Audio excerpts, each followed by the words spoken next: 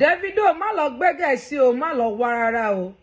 MC Oluomo tó fẹ́ lọ máa dá sọ̀rọ̀ ẹ̀ yìí ó lọ fà nínú ayé o. Ó ṣe máa sọ wípé MC Oluomo ò kàwé, òkè káti ẹ̀ gbọ́ wípé kò kàwé, ìwé mélòó náà nìwọ náà kà. Ẹ wo ọ̀rọ̀ wọ̀nyí ló jáde láti ẹnu àwọn fans MC Oluomo o. Mo kí yín káàbọ̀ sórí ìkànnì Dígí Naija TV níbi tí a ti máa mú ìròyìn wá bá yín ní kọ́mọkọ́mọ ní wàrà ṣẹṣà. Ẹ wo ẹ̀yin èèyàn mi, àwọn ènìyàn ti bẹ̀rẹ̀ sí ní jáde lórí ọ̀rọ̀ Davido sí MC Oluomo o, pàápàá jùlọ àwọn fans MC Oluomo. Wọ́n ní pé ọ̀rọ̀ tí Davido sọ yìí pé ó kọjá ẹnu ẹ̀, pé kò tẹ̀ ṣe ohun tó yẹ kó jáde láti ẹnu ẹ̀ rárá. Wípé ìwé mélòó gan ni òun kà, ìwọ tó jẹ́ pé entertainer lásán ni ẹ́, music nìkan ló mọ̀ ọ́n kọ, ìwé mélòó ló kà. Kábẹ̀lẹ̀ ń ta sí MC Oluomo tó jẹ́ pé Nurtw, láìsí Nurtw báwo ni àwọn ènìyàn ṣe máa rìn láti ìlú kan sí ìlú mìíràn, àmọ́ ìwọ music lásán ló ń ṣe tó fi entertain àwọn èèyàn. Ẹ wo àwọn ọ̀rọ̀ wọ̀nyí làwọn fans MC Oluomo bẹ̀rẹ̀ sí ní sọ sí Davido, wípé ọ̀rọ̀ tó sọ sí MC Oluomo ìpò ti pọ̀ jù. Bẹ́ẹ̀ ò bá gbàgbé pé ìṣẹ̀lẹ̀ kan ṣẹlẹ̀ ní Ọ̀ṣun o, èyí tó fà tó fi ní àwọn Nurtw wọn lọ ń da ìbò nu wọn dé ibi tí wọ́n ti ń dìbò tí wọ́n da ìbẹ̀rù. Ètò wà fà tí gómìnà Adeleke fi sọ wípé kí gbogbo àwọn òṣìṣẹ́ Nurtw kí wọ́n ṣe kíni, kí wọ́n tọwọ́ ọmọ wọn bá ṣe. Gómìnà Adeleke fi suspend gbogbo iṣẹ́ àwọn Nurtw ní ìpínlẹ̀ Ọ̀ṣun o. Èyí ni ó wá fa ohun tí MC Oluomo fi bọ́ síta pé gómìnà Adeleke kò ní agbára tàbí àṣẹ láti sọ pé kí àwọn Nurtw kó má ṣiṣẹ́ nípínlẹ̀ Ọ̀ṣun o. Ẹ wo ẹ̀yin èèyàn mi, kẹ má rò pé bóyá èwo lóbìnrin tí mú wá lówùrọ̀ yìí.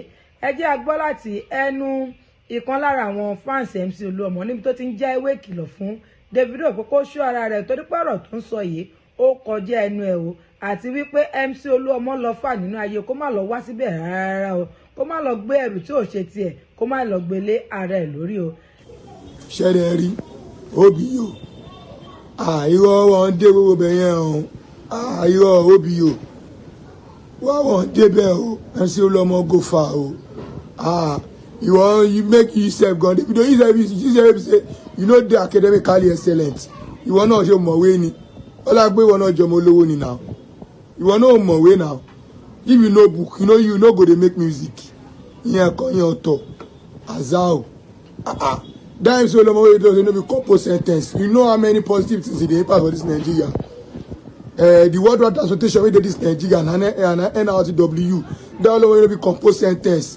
Now they have a lot of thousands of people, they come out, they go out every day. That Oluomo wey no be compose sentence.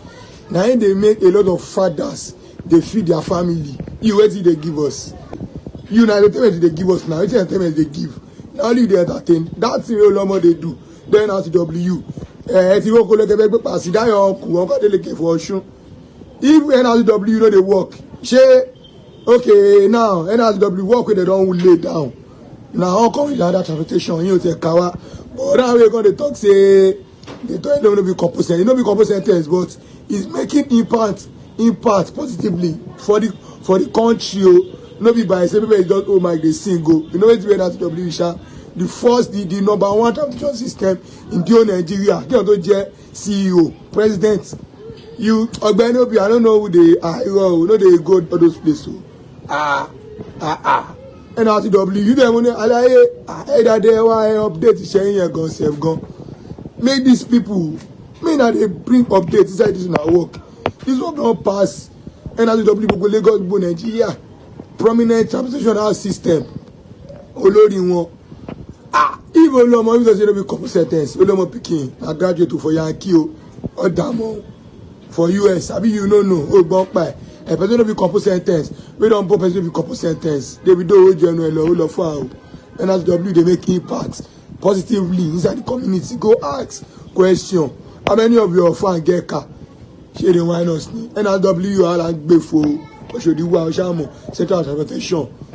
Ẹ̀yin èèyàn mi, ọ̀rọ̀ lẹ ti gbọ́ láti ẹnu ìkan lára àwọn fans MC Oluomo yìí. Kí lẹ rí sọ sí ọ̀rọ̀ yìí? Kí ni èròǹgbà yín lórí ọ̀rọ̀? Ṣé ohun tí arákùnrin sọ yìí ṣe ohun tó dára tó ni, àbí kó fi àwọn méjèèjì sílẹ̀ kó máa ṣe kíni, kó máa bára wọn pọ̀ lórí ayélujára? Ẹ jẹ́ ọmọ èròǹgbà yín lórí ọ̀rọ̀ yìí. Ẹ má wàá gbàgbé láti ṣe kíni, láti tẹ follow button, kẹ́ bá mi pín fọ́nrán, kẹ́ bá mi like. Torí ìkànnì Dígí Naija TV bí ìròyìn bá ṣe ń jáde ní kọ́mọ́kọ́mọ́ níwà àṣẹṣà láwọn máa mú wá sétí gbọ́ yín ẹ ṣé o ó dìgbà kan náà.